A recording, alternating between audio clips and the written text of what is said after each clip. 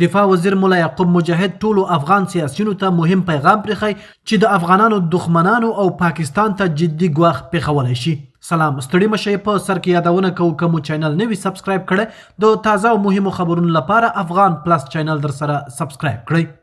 په داسې وخت کې چې د افغانستان او پاکستان ترمنځ وروستي تاوتریخوالی د سیمې د وضعیت خورا حساس کړی، د اسلامي امارت د دفاع وزیر ملا.یعقو.ب مجاهد یو تازه او مهم پیغام خپور کړی چې د افغانانو د یووالي موضوع بیا د بحث سر ته راوستی ده.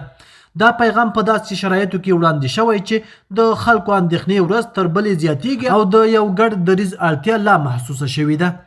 نوموړي په خپلو څرګندونو کې ټینګار کړی چې اوس د داخلي اختلافاتو د دوام وخت نه دی، بلکې باید ټول افغان سیاسي مشران او اغیزمن شخصیتونه د هیواد د راتلونکي لپاره سره راټول شي.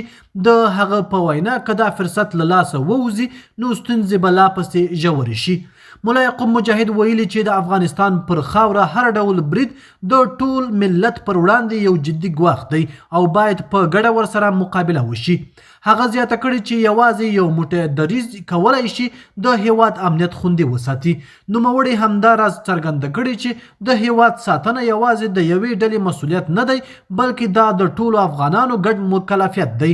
د هغه په باور که سیاسي مشران، قومي مخور او بیلابیلې ډلې سره یو ځای شي نو افغانستان کولی شي له اوسني کړکېچ څخه په بریالیتوب سره ووځي.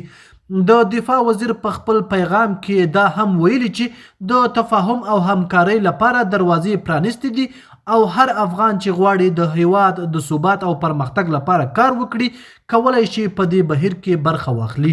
هغه دا یو مهم فرصت بللی چې باید له لاسه ورنه کړل شي.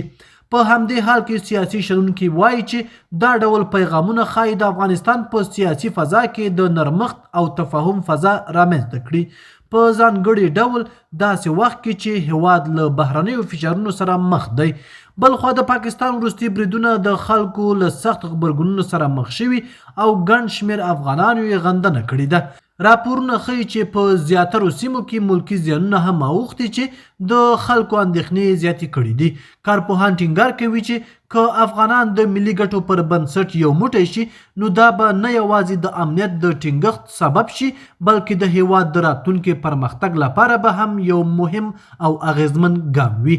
په پای کې شنونکي وایي افغانستان اوس د یو مهم پړاو په سر کې ولاړ دی او دا به راتلونکي ورځې وښیي چې افغان مشران به د یووالي دغه فرصت څنګه په عمل بدلوي. د نن ورځې خبر تر همدې ځایه و.